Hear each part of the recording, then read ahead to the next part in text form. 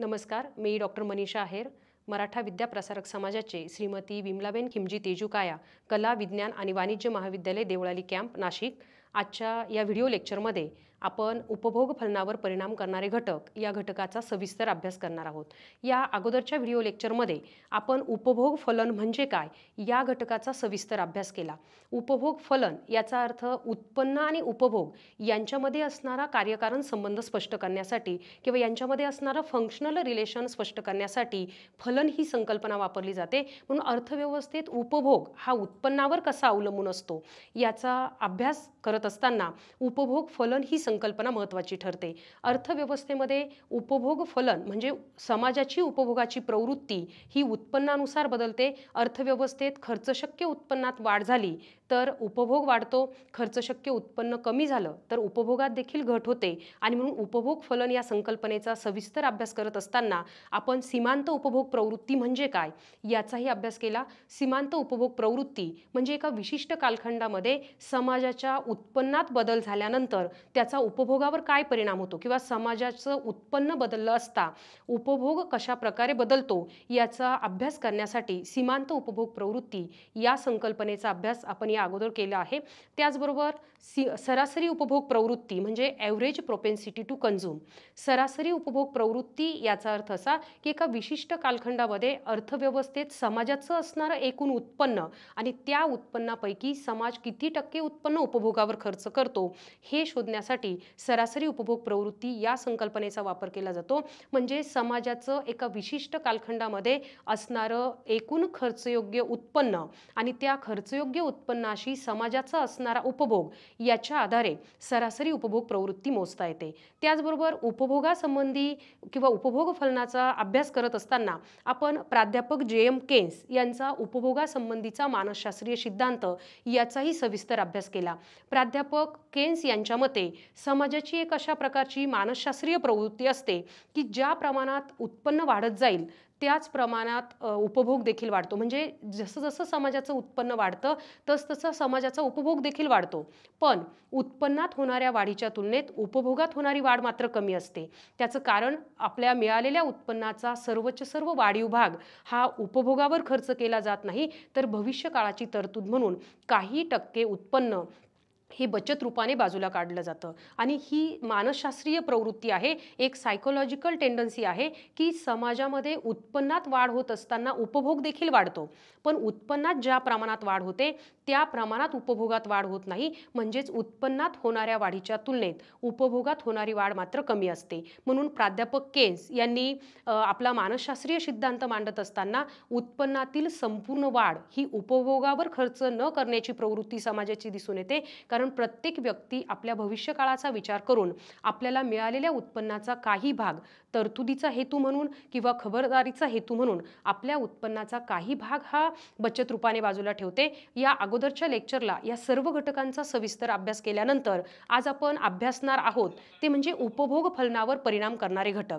म्हणजे अर्थव्यवस्थेमध्ये उपभोग फलन जे आहे किंवा उपभोगाची जी प्रवृत्ती आहे ही उपभोगाची प्रवृत्ती कोणत्या घटकांच्या आधारे ठरते किंवा कोणते घटक या उपभोग प्रवृत्तीवर किंवा उपभोग फलनावर परिणाम करतात याचा अभ्यास आपण आज करणार आहोत. या घटकाचा अभ्यास करत असताना उपभोग फलनावर परिणाम करणारे घटक यामध्ये आपल्याला वस्तुनिष्ठ घटक आणि व्यक्तिनिष्ठ घटक अशा दोन गटांमध्ये या परिणाम करणाऱ्या घटकांचं वर्गीकरण करायचं आहे.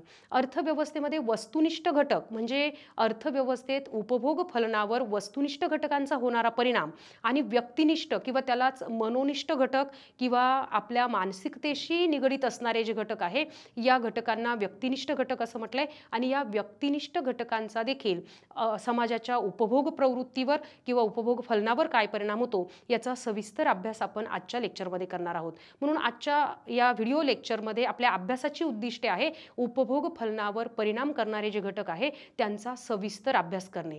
मग उपभोग फलनावर परिणाम करणारे घटक त्यामध्ये व्यक्तिनिष्ठ घटक आणि वस्तुनिष्ठ घटक अशा प्रकारे त्याचं दोन गटांमध्ये क्लासिफिकेशन आपण केलेलं आहे. वस्तुनिष्ठ घटक कोणते आणि व्यक्तिनिष्ठ घटक कोणते आणि या घटकांमध्ये बदल झाला असता उपभोगावर किंवा उपभोग प्रवृत्तीवर कशा प्रकारे परिणाम होतो याचा सविस्तर अभ्यास आपण आजच्या लेक्चरमध्ये करत आहोत. उपभोग फलनावर परिणाम करणारे वस्तुनिष्ठ घटक आपण अगोदर अभ्यासणार आहोत आणि त्यानंतर उपभोग फलनावर परिणाम करणाऱ्या व्यक्तिनिष्ठ घटकांची चर्चा आपण पुढे करणार आहोत. वस्तुनिष्ठ घटक यामध्ये सर्वात महत्त्वाचा पहिला घटक उपभोग फलनावर परिणाम करणारा आहे, तो म्हणजे समाजाचं खर्च शक्य उत्पन्न किंवा त्यालाच समाजाचं व्यय शक्य उत्पन्न असं म्हटलं जातं. Disposable income. खर्च शक्य उत्पन्न म्हणजे काय आणि समाजाच्या खर्च शक्य उत्पन्नात बदल झाला तर त्याचा उपभोगावर काय परिणाम होतो याचा विचार करत असताना खर्च शक्य उत्पन्न म्हणजे काय अगोदर आपण समजून घेणार आहोत. खर्च शक्य उत्पन्न याचा अर्थ प्रत्येक व्यक्तीला काहीतरी आर्थिक धडपड केल्याबद्दल, काहीतरी कामधंदा केल्याबद्दल जो मोबदला मिळतो तो मोबदला म्हणजे त्या व्यक्तीचं वैयक्तिक उत्पन्न, पर्सनल इन्कम. म्हणजे व्यक्तीचं जे काही वैयक्तिक उत्पन्न आहे किंवा व्यक्तिगत उत्पन्न आहे, या व्यक्तिगत उत्पन्नातून काही रकमा ह्या सक्तीने वजा कराव्या लागतात. उदाहरणार्थ प्रत्यक्ष कर. मग व्यक्तीचं असणारं जे पर्सनल इन्कम आहे त्या म्हणजे व्यक्तीच्या व्यक्तिगत उत्पन्नातून किंवा वैयक्तिक उत्पन्नातून जेव्हा प्रत्यक्ष कराची रक्कम वजा केली जाते तेव्हा शिल्लक राहणारं जे उत्पन्न आहे ते म्हणजे त्या समाजाचं खर्च शक्य उत्पन्न. मग समाजाचं एकूण वैयक्तिक उत्पन्न आणि त्यातून समाजाला द्यावा लागणारा प्रत्यक्ष कर वजा केल्यानंतर समाजाचं खर्च शक्य उत्पन्न ठरतं आणि हे खर्च शक्य उत्पन्न कोणत्या घटकांवर कोणत्या पद्धतीने कशा प्रकारे त्याचा विनियोग करायचा हे ठरवण्याचा अधिकार समाजाला असतो. आणि म्हणून समाजाचं खर्च शक्य उत्पन्न जसजसं वाढत जाईल तसा समाजाचा उपभोग देखील वाढतो, म्हणजे उपभोग प्रवृत्ती वाढते. समाजाचं खर्चशक्य उत्पन्न जास्त असेल तर उपभोग प्रवृत्ती जास्त आणि जर खर्चशक्य उत्पन्न काही कारणास्तव जर कमी असेल तर उपभोगावर देखील त्याचा परिणाम होतो, उपभोग देखील कमी होतो. आणि म्हणून उपभोग फलनावर परिणाम करणाऱ्या घटकांमध्ये सर्वात महत्त्वाचा घटक हा त्या समाजाचं असणारं खर्चशक्य उत्पन्न किंवा व्ययशक्य उत्पन्न हा घटक आहे. प्राध्यापक केन्स यांच्या मते उपभोग फलनावर अनेक घटकांचा परिणाम होतो, पण सर्वात महत्त्वाचा घटक उपभोग फलनावर परिणाम करणारा आहे तो म्हणजे समाजाचं असणारं उत्पन्न किंवा समाजाचं असणारं खर्चशक्य उत्पन्न. आणि हे खर्चशक्य उत्पन्न जसजसं वाढत जाईल म्हणजे प्रत्यक्ष कराची रक्कम वजा जाता शिल्लक राहणारं उत्पन्न जेवढं जास्त तेवढा समाजाचं उपभोगाची प्रवृत्ती जास्त. या उलट जर समाजाचं खर्चशक्य उत्पन्न कमी असेल तर मात्र समाजाची उपभोग प्रवृत्ती देखील कमी होत असल्याचं दिसून येतं. म्हणून उपभोग फलनावर परिणाम करणाऱ्या घटकांमध्ये वस्तुनिष्ठ घटकांमध्ये समाजाचं खर्चशक्य उत्पन्न हा सर्वात महत्त्वाचा घटक आहे. त्यानंतर दुसरा महत्त्वाचा घटक आहे उत्पन्न व संपत्तीचं वाटप हे समाजामध्ये कसं झालेलं आहे. अर्थव्यवस्थेमध्ये किंवा समाजामध्ये जर उत्पन्न आणि संपत्तीचं वाटप समान प्रमाणात झालेलं असेल किंवा योग्य त्या प्रमाणात वितरण झालेलं असेल, विषमता कमी असेल तर त्याचा परिणाम समाजाची उपभोग प्रवृत्ती वाढते. या उलट जर उत्पन्न आणि संपत्तीचं वाटप विषम असेल म्हणजे मुठभर श्रीमंत लोकांच्या हातात मोठ्या प्रमाणात संपत्ती असेल, मोठ्या प्रमाणात उत्पन्न असेल आणि उर्वरित जनता जर गरिबीत दारिद्र्यात जीवन जगत असेल तर त्याचा परिणाम उपभोग फलनावर होताना दिसून येतो. म्हणून उत्पन्न आणि संपत्तीचं वाटप समाजामध्ये कसं झालेलं आहे याच्या आधारे समाजाची उपभोग प्रवृत्ती ठरते. जेवढ्या मोठ्या प्रमाणामध्ये समाजामध्ये आर्थिक विषमता कमी असेल म्हणजे उत्पन्न आणि संपत्तीचं वाटप जेवढ्या समान प्रमाणात होईल तेवढ्या प्रमाणामध्ये समाजाची उपभोगाची प्रवृत्ती वाढते. म्हणून उपभोग फलनावर परिणाम करणाऱ्या घटकांमध्ये वस्तुनिष्ठ घटक म्हणून हा उत्पन्न व संपत्तीचं वाटप हा घटक अतिशय महत्त्वाची भूमिका पार पाडतो. त्यानंतर वस्तुनिष्ठ घटकांमध्ये पुढचा महत्त्वाचा घटक आहे तो म्हणजे उपभोग कर्जाच्या सोयी. उपभोग कर्जाच्या सोयी याचा अर्थ असा की जर समाजात जनतेला उपभोग्य वस्तू खरेदी करण्यासाठी जर सोयीसुविधा उपलब्ध होत असतील म्हणजे हप्त्याने वस्तू खरेदी करणं असेल किंवा टप्प्याटप्प्याने त्या वस्तूची किंमत पेमेंट करणं शक्य असेल तर समाजाच्या उपभोग प्रवृत्तीवर त्याचे सकारात्मक परिणाम होतात. म्हणजे समाजामध्ये उपभोग कर्जाच्या सोयी जेवढ्या जास्त तेवढ्या प्रमाणामध्ये समाजाची उपभोगाची प्रवृत्ती वाढते. या उलट जर उपभोग कर्जाच्या सोयी नसतील किंवा उपभोग कर्जाच्या सोयी कमी असतील तर एकदम एकरकमी वस्तू खरेदी करणं हे सर्वच व्यक्तींना शक्य होत नाही आणि त्याचा परिणाम उपभोगाची प्रवृत्ती कमी होते. म्हणजे मध्यम उत्पन्न गटातील लोक असतील असतील किंवा अल्प उत्पन्न गटातील लोक असतील आणि जर उपभोग कर्जाच्या सोयी त्यांना उपलब्ध करून दिल्या जात असतील तर विशिष्ट वस्तू खरेदी करण्यासाठी हप्त्याने रक्कम अदा करण्याची सुविधा जर जनतेला उपलब्ध होत असेल तर समाजाची उपभोग प्रवृत्ती वाढण्यास मदत होते. म्हणून उपभोग फलनावर परिणाम करणारा घटक म्हणून उपभोग कर्जाच्या सोयी त्या अर्थव्यवस्थेमध्ये किती प्रमाणात आहे याच्या आधारे देखील त्या समाजाची उपभोग प्रवृत्ती ठरते किंवा त्या अर्थव्यवस्थेची उपभोग प्रवृत्ती ठरते. आणि म्हणून उपभोग कर्जाच्या सोयी उपलब्ध असतील तर उपभोग प्रवृत्ती वाढते. उपभोग कर्जाच्या सोयी जर उपलब्ध नसतील तर उपभोग प्रवृत्तीवर त्याचा विपरीत परिणाम होतो, म्हणजे उपभोग प्रवृत्ती घटते. त्यानंतर उपभोग फलनावर परिणाम करणारा एक अतिशय महत्त्वाचा घटक म्हणजे देशातील किमतीची पातळी कशी आहे. देशातील किंमत पातळी हा घटक अर्थव्यवस्थेमध्ये उपभोग फलनावर परिणाम करणारा घटक म्हणून एक महत्त्वाचा घटक आहे.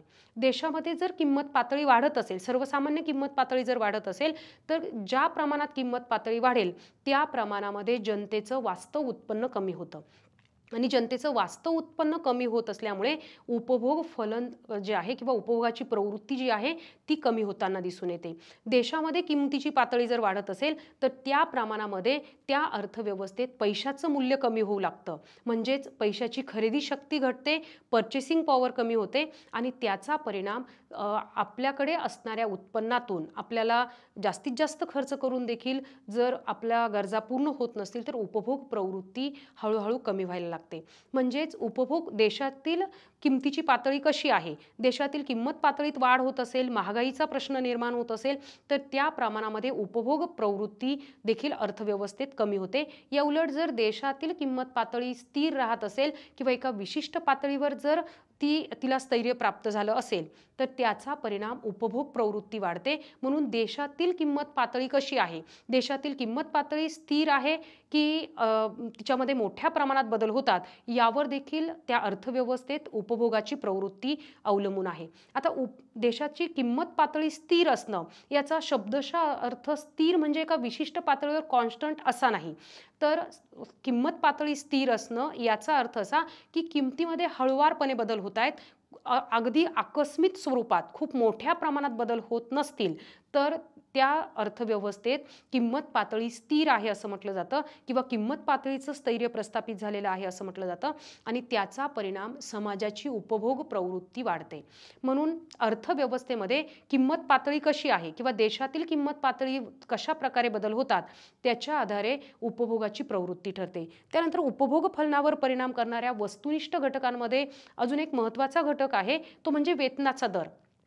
कामगारांचं वेतन ज्या दराने वाढत जाईल किंवा जेवढ्या मोठ्या प्रमाणात वेतनात वाढ होईल तेवढ्या प्रमाणामध्ये समाजाचं उत्पन्न वाढतं आणि समाजाच्या उत्पन्नात जर वाढ होत असेल तर उत्पन्न वाढलं म्हणजे उपभोग वाढतो. म्हणजेच खर्चशक्य उत्पन्नामध्ये जर मोठ्या प्रमाणात वाढ होत असेल तर त्याचा परिणाम समाजाची उपभोग प्रवृत्ती वाढते. म्हणून वेतनाचा दर कसा आहे, वेतन दर वेतनाच्या दरामध्ये जर दिवसागणिक वाढ होत असेल किंवा योग्य त्या प्रमाणामध्ये वाढ घडून येत असेल तर त्याचा सकारात्मक परिणाम उपभोग प्रवृत्तीवर होतो. ज्या प्रमाणामध्ये वेतन मोठ्या प्रमाणात कर्मचाऱ्यांना मिळेल तेवढ्या प्रमाणात त्यांची उपभोगाची प्रवृत्ती देखील वाढते. कारण केन्सच्या मानसशास्त्रीय नियमानुसार ज्या प्रमाणामध्ये उत्पन्न पातळीत वाढ घडून येते म्हणजे अर्थव्यवस्थेत उत्पन्न पातळीत वाढ होत असताना उपभोग देखील वाढतो, पण उत्पन्नात जेवढी वाढ झाली आहे तेवढी सर्वच्या सर्व वाढ उपभोगावर खर्च केली जात नाही, तर उत्पन्नाचा काही भाग हा बचत रूपाने बाजूला ठेवला जातो. मग वेतन वाढत असेल किंवा वेतनाचा दर जर वाढता असेल तर त्याचा परिणाम उत्पन्न वाढतं आणि उपभोग देखील वाढतो. म्हणून उपभोग प्रवृत्तीवर परिणाम करणारा एक महत्त्वाचा घटक म्हणून वेतनाचा दर हा एक घटक आहे की त्यामुळे अर्थव्यवस्थेमध्ये वेतनाचा दर वाढत असेल तर उपभोग प्रवृत्ती देखील वाढते. त्यानंतर वस्तुनिष्ठ घटकांमध्ये अजून एक महत्त्वाचा घटक आहे तो म्हणजे उपभोक्त्यांच्या आवड निवडीत आणि फॅशनमध्ये होणारा बदल. अर्थव्यवस्थेमध्ये उपभोक्त्यांची आवड निवड आणि फॅशन यामध्ये जर सकारात्मक बदल होत असतील म्हणजे बाजारामध्ये ज्या प्रकारच्या वस्तू उपलब्ध आहे किंवा अर्थव्यवस्थेत बाजारपेठेमध्ये ज्या प्रकारच्या वस्तू आणि सेवांची उपलब्धता आहे त्याबाबतची उपभोक्त्यांची आवड वाढत असेल किंवा उपभोक्ते त्या वस्तूंना मोठ्या प्रमाणात पसंती देत असतील तर त्याचा परिणाम अर्थव्यवस्थेमध्ये उपभोग प्रवृत्ती वाढते. या उलट जर बाजारात उपलब्ध असणाऱ्या वस्तू आणि सेवांबाबत उपभोक्त्यांची आवड निवड किंवा फॅशन यामध्ये जर बदल होत असतील किंवा आवड निवड त्या वस्तूंबाबतची कमी होत असेल तर त्याचा परिणाम उपभोग प्रवृत्ती देखील कमी होईल. म्हणून उपभोक्त्यांच्या आवडीनिवडीनुसार फॅशननुसार जर अर्थव्यवस्थेत उत्पादन होत असेल किंवा उत्पादनामध्ये उत्पादक उपभोक्त्यांच्या आवडीनिवडीनुसार किंवा चालू काळामध्ये असणाऱ्या फॅशननुसार जर बदल करत असतील तर त्याचा परिणाम उपभोक्त्यांची उपभोग प्रवृत्ती मोठ्या प्रमाणात वाढते. म्हणून उपभोक्त्यांची आवड निवड आणि फॅशन यामध्ये होणारे बदल आणि त्या बदलाला अर्थव्यवस्थेत मिळणारा प्रतिसाद याच्या आधारे उपभोग प्रवृत्ती ठरते. म्हणून उपभोग प्रवृत्तीवर परिणाम करणारा एक वस्तुनिष्ठ घटक म्हणून उपभोक्त्यांची आवड निवड आणि फॅशन यामध्ये कशा प्रकारे बदल होतात किंवा बाजारात उपलब्ध असणाऱ्या वस्तूंबाबत जर उपभोक्त्यांची आवड निवड कायम राहत असेल किंवा उपभोक्ते त्या वस्तूंना पसंती देत असतील तर त्याचा परिणाम उपभोग प्रवृत्ती वाढण्यावर होतो. त्यानंतर उपभोग फलनावर परिणाम करणारा एक अतिशय महत्त्वाचा घटक म्हणून आकस्मिक नफा किंवा तोटा. जर अर्थव्यवस्थेमध्ये आकस्मिक अचानकपणे खूप मोठ्या प्रमाणामध्ये उपभोक्त्यांना किंवा समाजाला जर नफा मिळत असेल म्हणजे किंवा मोठ्या प्रमाणामध्ये अनपेक्षितपणे मोठ्या प्रमाणात काहीतरी धनलाभ झाला असेल, लॉटरी असेल किंवा इतर बाबी असतील तर त्यातून समाजाची उपभोग प्रवृत्ती वाढते. आकस्मिक प्रमाणात म्हणजे खूप मोठ्या प्रमाणामध्ये जर नफा झाला तर समाजाची उपभोग प्रवृत्ती वाढेल आणि याउलट जर समजा आकस्मिकपणे अचानक तोटा सहन करावा लागला असेल किंवा खूप मोठ्या प्रमाणात तोटा झाला असेल तर त्याचा परिणाम मात्र उपभोग प्रवृत्ती घटण्यावर होतो. म्हणून उपभोग प्रवृत्ती ही नफा आणि तोट्याचं प्रमाण कसं आहे. जर खूप मोठ्या प्रमाणामध्ये अनपेक्षितपणे जर नफा झाला असेल किंवा नफा होत असेल तर उपभोग प्रवृत्ती वाढते. म्हणून उपभोग फलनावर परिणाम करणारा एक महत्त्वाचा घटक म्हणून आकस्मिक नफा किंवा तोटा या घटकाकडे बघितलं जातं. त्यानंतर उपभोग फलनावर परिणाम करणाऱ्या वस्तुनिष्ठ घटकांमध्ये अजून एक महत्त्वाचा परिणाम आहे घटक आहे तो म्हणजे प्रदर्शन परिणाम. प्रदर्शन परिणाम म्हणजे काय अगोदर आपण समजून घेणार आहोत. प्राध्यापक ड्युशेनबेरी या अर्थतज्ञाने प्रदर्शन परिणाम ही संकल्पना स्पष्ट केलेली आहे. प्राध्यापक ड्युशेनबेरी यांच्या मते किंवा प्रदर्शन परिणाम ही संकल्पना मांडत असताना त्यांनी असं मत मांडलंय की जेव्हा अल्प उत्पन्न गटातील लोक उच्च उत्पन्न गटातील लोकांच्या संपर्कात येतात तेव्हा अल्प उत्पन्न गटातील लोकांची उपभोग प्रवृत्ती वाढते. म्हणजे अल्प उत्पन्न गटातील लोक जेव्हा उच्च उत्पन्न गटातील लोकांच्या संपर्कात येतात तेव्हा त्यांच्याप्रमाणे राहणीमान आपलं असावं, त्यांच्याप्रमाणे त्यांचा जो उपभोग आहे तशा प्रकारे उपभोग आपण घ्यावा अशा प्रकारची एक प्रवृत्ती त्यांची वाढीस लागते आणि त्याचा परिणाम आपल्या उत्पन्नाचा जास्तीत जास्त भाग ते उपभोगावर खर्च करतात. म्हणजेच प्रदर्शन परिणाम त्याला म्हटलं जातं. अर्थव्यवस्थेमध्ये उच्च उत्पन्न गटातील लोक त्यांच्या राहण्याची पद्धती असेल, लाईफस्टाईल असेल किंवा त्यांची उपभोग घेण्याची पद्धती असेल तशाच पद्धतीचं अनुकरण जेव्हा अल्प उत्पन्न गटातील लोक करतात तेव्हा या अल्प उत्पन्न गटातील लोकांचं देखील उपभोगाची प्रवृत्ती वाढते. त्याला प्रदर्शन परिणाम असं म्हटलं जातं. म्हणजे उत्पन्न कमी आहे परंतु उच्च उत्पन्न गटातील व्यक्तींप्रमाणे किंवा उच्च उत्पन्न गटातील जनतेप्रमाणे आपला राहणीमानाचा दर्जा उंचवण्यासाठी किंवा राहणीमानाचा दर्जा प्राप्त करण्यासाठी अल्प उत्पन्न गटातील लोकांकडून देखील मोठ्या प्रमाणात उपभोग घेतला जातो आणि त्याला प्रदर्शन परिणाम असं म्हटलं जातं. प्राध्यापक ड्युशेनबेरी यांनी हा प्रदर्शन परिणाम ही जी संकल्पना मांडलेली आहे ही प्रत्यक्षात अर्थव्यवस्थेत दिसून येते आणि त्याचा परिणाम उपभोगावर होतो. म्हणून उपभोग प्रवृत्तीवर परिणाम करणारा घटक म्हणून एक अतिशय महत्त्वाचा घटक प्रदर्शन परिणाम या घटकाकडे बघितलं जातं. म्हणजे अल्प उत्पन्न गटातील लोक जेव्हा उच्च उत्पन्न गटातील लोकांच्या संपर्कात येतात तेव्हा त्यांच्या राहणीमानाचं अनुकरण करत असताना आपल्या उत्पन्नाचा जास्तीत जास्त भाग ते उपभोगावर खर्च करतात. त्यामुळे त्यांचं बचतीचं प्रमाण कमी होतं आणि उपभोगाचं प्रमाण मात्र वाढतं. त्याला म्हणून उपभोग फलनावर परिणाम करणारा घटक म्हणून एक महत्त्वाचा घटक प्रदर्शन परिणाम हा आहे आणि म्हणून वस्तुनिष्ठ घटकांमध्ये त्याचा अभ्यास करणं महत्त्वाचं ठरतं. त्यानंतर उपभोग फलनावर परिणाम करणाऱ्या घटकांमध्ये वस्तुनिष्ठ घटकांमध्ये महत्त्वाचा घटक आहे अपेक्षांमधील बदल. अपेक्षांमधील बदल याचा अर्थ काय की उपभोक्ता उपभोग घेत असताना किंवा उपभोक्ता आपलं दैनंदिन जीवन जगत असताना वस्तू आणि सेवा खरेदी करत असताना तो भविष्यकाळाचा अंदाज करत असतो. म्हणजे भविष्य काळामध्ये वस्तूंच्या किमती वाढणार आहे अशी जर त्याची अपेक्षा असेल किंवा अंदाज असेल, तर त्याचा परिणाम आज वर्तमान काळामध्ये तो मोठ्या प्रमाणात वस्तू खरेदी करून ठेवण्याचा प्रयत्न करेल. आणि मोठ्या प्रमाणात वस्तू खरेदी करण्याचा प्रयत्न केल्यामुळे समाजाची उपभोग प्रवृत्ती अचानक वाढेल. म्हणजे उपभोक्ते वस्तूंचा उपभोग घेत असताना त्यांची भविष्य काळातील वस्तूंच्या किमतीबाबतचा अंदाज काय आहे किंवा भविष्य काळातील वस्तूंच्या किमतीबाबतची अपेक्षा काय आहे याच्या आधारे उपभोगाची प्रवृत्ती ठरते. उदाहरणार्थ आता दीपावली येणार आहे, मग दीपावलीच्या काळामध्ये साखरेच्या किमती वाढतील किंवा मिठाईच्या किमती वाढतील किंवा इतर पदार्थांच्या किमती वाढतील, अशा प्रकारचा अंदाज उपभोक्त्यांचा असेल तर ते आजच मोठ्या प्रमाणात साखर खरेदी करून ठेवतील. म्हणजे आपण आज जी किंमत पातळी आहे त्याचा लाभ घेऊन मोठ्या प्रमाणात ती वस्तू खरेदी करून ठेवण्याचा प्रयत्न केला जाईल आणि समाजाची त्या वस्तूची उपभोगाची प्रवृत्ती वाढेल. म्हणजे उपभोगाची प्रवृत्ती ही भविष्यकालीन उपभोक्त्यांच्या विशिष्ट वस्तूंच्या किमतीबाबतच्या अपेक्षा काय आहे किंवा अंदाज काय आहे त्याच्या आधारे देखील ठरते आणि त्याच्या आधारे उपभोग प्रवृत्तीत बदल होतात. म्हणून उपभोग प्रवृत्तीवर किंवा उपभोग फलनावर परिणाम करणारा घटक म्हणून उपभोक्त्यांच्या वस्तूंच्या किमतीबाबतचे भविष्यकालीन अंदाज काय आहे याच्या आधारे देखील उपभोक्त्यांची उपभोग प्रवृत्ती ठरते. त्यानंतर उपभोग प्रवृत्तीवर परिणाम करणारा महत्त्वाचा घटक म्हणून सामाजिक विमा या घटकाकडे बघितलं जातं. सामाजिक विमा पॉलिसीच्या सुविधा जर अर्थव्यवस्थेत असतील तर उपभोक्त्यांना आपल्याला मिळणाऱ्या उत्पन्नाचा काही भाग सक्तीने सामाजिक विमा पॉलिसीसाठी वर्ग करावा लागतो. म्हणजे आपल्याला मिळणाऱ्या उत्पन्नाचा काही भाग सक्तीने सामाजिक विमा पॉलिसीमध्ये हप्त्याने कट होत असतो आणि त्याचा परिणाम वर्तमान काळामध्ये जेवढं उत्पन्न त्या व्यक्तीला हातात मिळालं पाहिजे होतं तेवढं मिळत नाही आणि जेवढ्या रकमेने सामाजिक विमा पॉलिसीसाठी त्या व्यक्तीचा हप्ता कट झालेला आहे तेवढ्याने त्या व्यक्तीची त्या समाजाची उपभोगाची प्रवृत्ती कमी होते.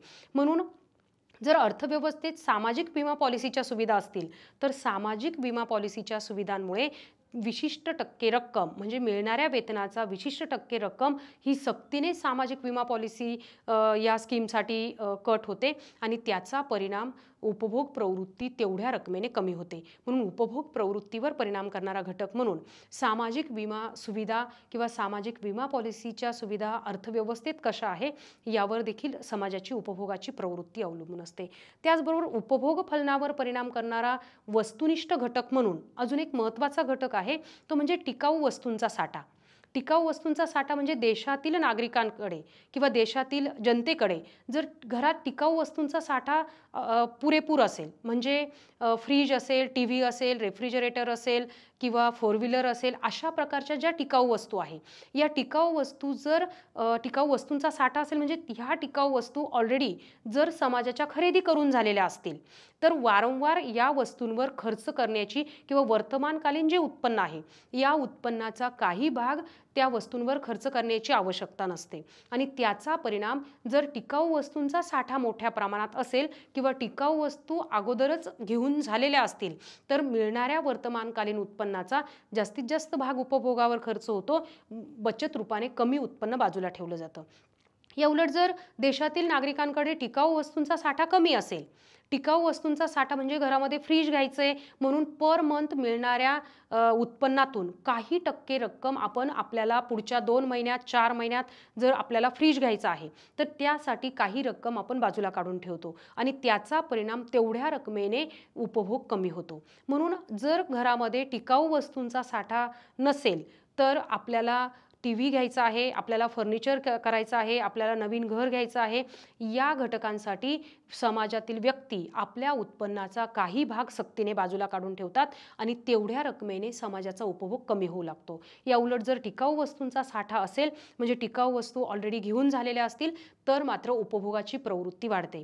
या सर्व घटकांच्या आधारे आपण उपभोग फलनावर परिणाम करणारे वस्तुनिष्ठ घटक अभ्यासले. मग या वस्तुनिष्ठ घटकांमध्ये जर बदल होत असतील किंवा अल्प काळात आणि दीर्घ काळामध्ये ही वस्तुनिष्ठ घटक जे आहे म्हणजे समाजाचं उत्पन्न असेल किंवा समाजाचे उपभोक्त्यांची वस्तूंबाबतची आवड निवड असेल, किंवा प्रदर्शन परिणाम असेल, अपेक्षांमधील होणारा बदल असेल किंवा भविष्यकालीन वस्तूंच्या किमतीतील बदलाबाबतचे अंदाज असतील, या सर्व घटकांमध्ये होणारे बदल हे उपभोग फलनावर परिणाम करतात. या सर्व घटकांना उपभोग फलनावर परिणाम करणारे वस्तुनिष्ठ घटक असं म्हटलं जातं. आणि दुसरा भाग उपभोग फलनावर परिणाम करणाऱ्या घटकांमध्ये आपण अभ्यासणार आहोत तो म्हणजे व्यक्तिनिष्ठ घटक किंवा त्यालाच मनोनिष्ठ घटक असं म्हटलं जातं किंवा व्यक्तींच्या मानसिकतेशी संबंधित असणारे घटक. मग व्यक्तींच्या मानसिकतेशी संबंधित असे कोणते घटक आहे की त्यामुळे समाजाची उपभोग प्रवृत्ती बदलते किंवा समाजाच्या उपभोग प्रवृत्तीमध्ये बदल होतात. तर या व्यक्तिनिष्ठ घटकांमध्ये सर्वात महत्त्वाचा पहिला घटक आहे तो म्हणजे खबरदारीचा हेतू. आता प्राध्यापक केन्स यांनी लोक पैशाला मागणी का करतात याचं स्पष्टीकरण देत असताना असं म्हटलं की प्रत्येक व्यक्तीचा भविष्यकाळ हा अनिश्चित असतो आणि प्रत्येक व्यक्तीचा भविष्यकाळ अनिश्चित असल्यामुळे भविष्यकाळातील अनिश्चिततेला समर्थपणे सामोरं जाता यावं यासाठी व्यक्ती भविष्यकाळाची तरतूद करत असतात. म्हणजे आपल्या वर्तमान काळातील उत्पन्न जे आहे तो सर्वचे सर्व उत्पन्न उपभोगावर खर्च न करता उत्पन्नाचा काही भाग खबरदारी म्हणून किंवा भविष्यकाळाची तरतूद म्हणून ते बाजूला काढून ठेवतात. आणि म्हणून खबरदारीच्या हेतूने व्यक्तिनिष्ठ घटकांमध्ये अतिशय महत्त्वाचा घटक म्हणून त्याकडे बघितलं जातं की सनातनपंथीय अर्थतज्ञ जे होते त्यांच्या मते त्यांनी पैशाची जी भूमिका आहे किंवा लोक पैशाला मागणी का करतात याचं स्पष्टीकरण देत असताना फक्त विनिमय माध्यम म्हणून किंवा पैसा फक्त दोन वस्तूंमध्ये मध्यस्थाची भूमिका पार पाडतो. म्हणजे दोन वस्तूंमध्ये मध्यस्थ म्हणून फक्त पैसा किंवा लोक व्यवहार हेतूने फक्त पैशाला मागणी करतात असं म्हटलं होतं. परंतु प्राध्यापक केन्स यांनी सनातनपंथीयांच्या विचारांवर टीका करून जेव्हा पैशाला लोक मागणी का करतात याचं स्पष्टीकरण जेव्हा दिलं तेव्हा त्यामध्ये म्हटलं की अर्थव्यवस्थेमध्ये खबरदारीच्या हेतूने किंवा आपल्याला मिळालेलं जे उत्पन्न आहे या उत्पन्नाचा काही भाग बचत रूपाने बाजूला ठेवून भविष्यकाळाची तरतूद करण्याचा प्रयत्न प्रत्येक व्यक्ती करतात आणि म्हणून खबरदारीच्या हेतूने आपल्या वर्तमानकालीन उत्पन्नातील काही भाग हा बचत रूपाने बाजूला ठेवला जातो आणि त्याचा परिणाम उपभोग फलनावर होताना दिसतो. म्हणजे त्याचा परिणाम उपभोग फलन तेवढ्या रकमेने कमी होतं किंवा उपभोगाची प्रवृत्ती कमी होते. म्हणून तरतुदीचा हेतू हा व्यक्तिनिष्ठ घटक म्हणून किंवा व्यक्तींच्या समाजाच्या मानसिकतेशी रिलेटेड घटक म्हणून अतिशय महत्त्वाचा घटक आहे की तो उपभोग फलनावर परिणाम करतो. त्यानंतर दुसरा व्यक्तिनिष्ठ घटक आहे स्वावलंबनाचा हेतू. स्वावलंबनाचा हेतू म्हणजे काय की आपल्याला आज वर्तमान काळामध्ये उत्पन्न मिळतंय, हे उत्पन्न सर्वच्या सर्व जर उपभोगावर खर्च केलं तर भविष्य काळामध्ये आपल्याला आपल्या स्वतःच्या सर्व गरजा पूर्ण करता येणं शक्य होणार नाही. म्हणून आपण स्वावलंबी असावं, आपण आपल्या गरजा पूर्ण करण्यासाठी कुणावर अवलंबून राहता कामा नये. या दृष्टीने स्वावलंबनाच्या हेतूने व्यक्ती वर्तमान काळामध्ये मिळणारं जे उत्पन्न आहे त्या उत्पन्नाचा काही भाग हा सक्तीने बाजूला काढून ठेवते, म्हणजे बचत रूपाने बाजूला ठेवते आणि त्यातून भविष्य काळात स्वावलंबी होण्याचा प्रयत्न करते. म्हणून तेवढ्या प्रमाणामध्ये उपभोग प्रवृत्ती कमी होते. म्हणून उपभोग प्रवृत्तीवर परिणाम करणाऱ्या व्यक्तिनिष्ठ घटकांमध्ये व्यक्ती स्वावलंबनाच्या हेतूचा विचार करते. म्हणजे आज वर्तमान काळामध्ये उत्पन्न मिळतंय, या मिळालेल्या उत्पन्नापैकी काही भाग जर आपण भविष्यकाळाची योजना म्हणून भविष्यकाळाची तरतूद म्हणून जर बाजूला काढून ठेवत असेल तर त्याचा परिणाम आपण भविष्य काळात आपल्या सर्वच्या सर्व गरजा स्वतः पूर्ण करू शकतो. त्यासाठी आपल्याला इतरांवर अवलंबून राहण्याची गरज पडणार नाही. याला स्वावलंबनाचा हेतू असं म्हटलं जातं. आणि या स्वावलंबनाच्या हेतूने देखील व्यक्ती आपल्या वर्तमानकालीन उत्पन्नाचा काही भाग हा बाजूला ठेवतात आणि त्याचा परिणाम उपभोग प्रवृत्ती कमी होते. त्याचबरोबर व्यक्तिनिष्ठ घटकांमध्ये एक महत्त्वाचा घटक आहे दूरदृष्टीचा हेतू. आता दूरदृष्टीचा हेतू म्हणजे काय की जसं प्राध्यापक केन्स यांनी म्हटलं प्रत्येक व्यक्तीचा भविष्यकाळ अनिश्चित आहे. या भविष्यकाळामध्ये काही घटना अशा आहेत की त्या निश्चित आहेत, म्हणजे आणि काही घटना अशा आहेत की त्या अनिश्चित आहेत. निश्चित घटना कोणत्या की जर आपल्याला मुलं आहे तर मुलांचं उच्च शिक्षण करणं, मुलांचं लग्न करणं ही निश्चित घटना आहे. किंवा भविष्य काळात आपल्याला घर खरेदी करायचं आहे, आपल्याला 4 व्हीलर खरेदी करायची आहे, ही निश्चित घटना आहे.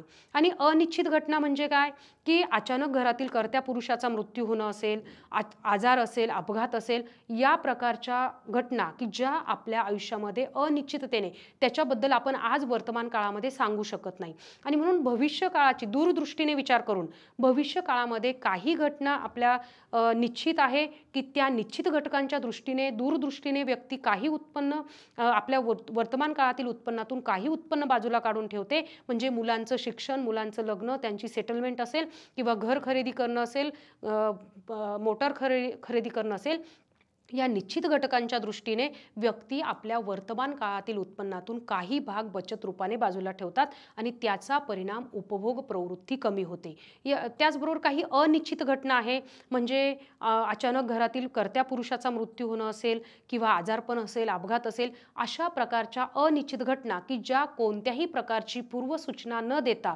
व्यक्तीच्या आयुष्यात येऊ शकतात. अशा घटनांना समर्थपणे सामोरं जाता यावं या दृष्टीने देखील व्यक्ती आपल्या उत्पन्नाचा काही भाग हा बाजूला काढून ठेवते किंवा बचत रूपाने तो राखून ठेवते आणि त्याचा परिणाम अर्थव्यवस्थेत समाजाची उपभोगाची प्रवृत्ती कमी होते. म्हणून व्यक्तिनिष्ठ घटकांमध्ये दूरदृष्टीने व्यक्ती जो काही विचार करते तो देखील उपभोग फलनावर परिणाम करणारा एक महत्त्वाचा घटक आहे. त्यानंतर व्यक्तिनिष्ठ घटकांमध्ये एक महत्त्वाचा घटक आहे तो म्हणजे उपक्रमाचा उद्देश. उपक्रमाचा उद्देश म्हणजे काय?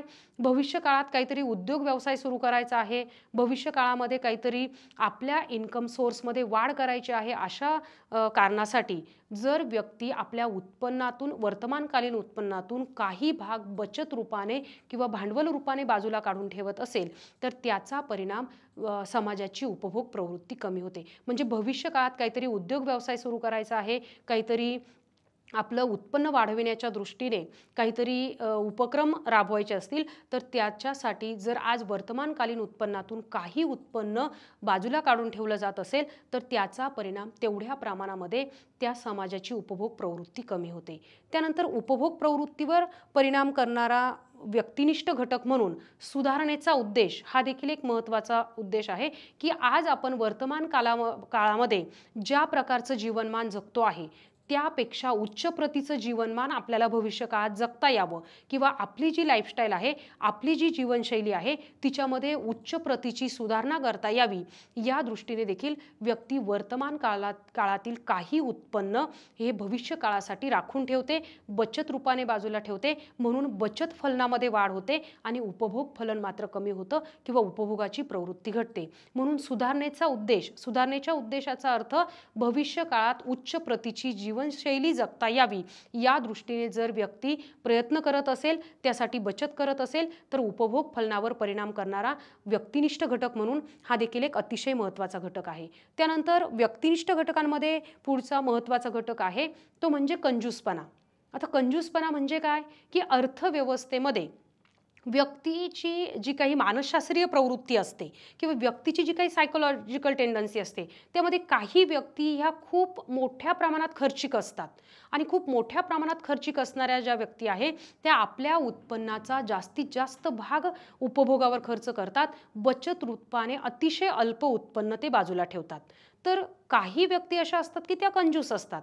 कंजूस असतात म्हणजे काय की आपल्या उत्पन्नाचा अतिशय अल्प भाग त्या उपभोगावर खर्च करतात आणि खूप मोठ्या प्रमाणामध्ये आपलं वर्तमानकालीन उत्पन्न बचत रूपाने बाजूला ठेवतात आणि या मानसशास्त्रीय प्रवृत्तीमुळे देखील उपभोग फलनावर परिणाम होतो. म्हणजे व्यक्तीची मानसशास्त्रीय प्रवृत्ती कशी आहे, व्यक्ती अति मोठ्या प्रमाणात खर्चिक आहे की व्यक्ती कंजूस आहे याच्या आधारे देखील व्यक्तीची उपभोगाची प्रवृत्ती निश्चित होते. आणि म्हणून उपभोग फलनावर परिणाम करणाऱ्या घटकांमध्ये हा देखील एक महत्त्वाचा घटक आहे की व्यक्तीची मानसिक प्रवृत्ती कशी आहे. आणि कंजूस व्यक्ती ज्या असतील त्यांचा उपभोगाचा खर्च कमी असतो, त्यामुळे उपभोग प्रवृत्ती देखील कमी असते. म्हणून उपभोग फलनावर परिणाम करणाऱ्या घटकांमध्ये ही सर्व व्यक्तिनिष्ठ घटक आहे की या व्यक्तिनिष्ठ घटकांमध्ये खबरदारीचा हेतू म्हणजे भविष्य काळाची तरतूद करण्याच्या दृष्टीने व्यक्ती वर्तमानकालीन उत्पन्नातील काही भाग बचत रूपाने बाजूला ठेवतात, त्याचा परिणाम अर्थव्यवस्थेमध्ये उपभोग प्रवृत्तीवर होतो.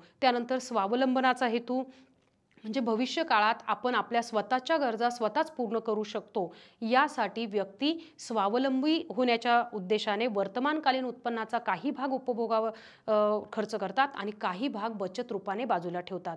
त्यानंतर दूरदृष्टी हेतू म्हणजे भविष्य काळात घडणाऱ्या काही निश्चित घटना आहेत, काही अनिश्चित घटना आहे. मग ह्या निश्चित आणि अनिश्चित घटनांना समर्थपणे सामोरं जाता यावं म्हणून व्यक्ती वर्तमानकालीन उत्पन्नातून काही भाग बचत रूपाने बाजूला ठेवतात आणि उर्वरित उत्पन्न हे उपभोगावर खर्च केलं जातं. त्यानंतर उपक्रमाचा उद्देश असेल, सुधारणेचा उद्देश असेल किंवा कंजूसपणा असेल, ही सर्व घटक व्यक्तीच्या मानसशास्त्रीय प्रवृत्तीशी किंवा व्यक्तीच्या मानसिकतेशी निगडीत घटक आहे आणि म्हणून हे व्यक्तिनिष्ठ घटक म्हणून उपभोग फलनावर परिणाम करणारे महत्त्वाचे घटक आहे. तर आजच्या या लेक्चरमध्ये आपण उपभोग फलनावर परिणाम करणारे घटक यामध्ये वस्तुनिष्ठ घटक आणि व्यक्तिनिष्ठ घटक अशा 2 गटामध्ये त्याचं क्लासिफिकेशन केलं, 2 गटामध्ये त्याचं वर्गीकरण केलं आणि त्याच्या आधारे विद्यार्थ्यांसाठी आजच्या या लेक्चरमध्ये मी असाइनमेंट देते आहे, ती म्हणजे उपभोग फलनावर परिणाम करणारे घटक स्पष्ट करा.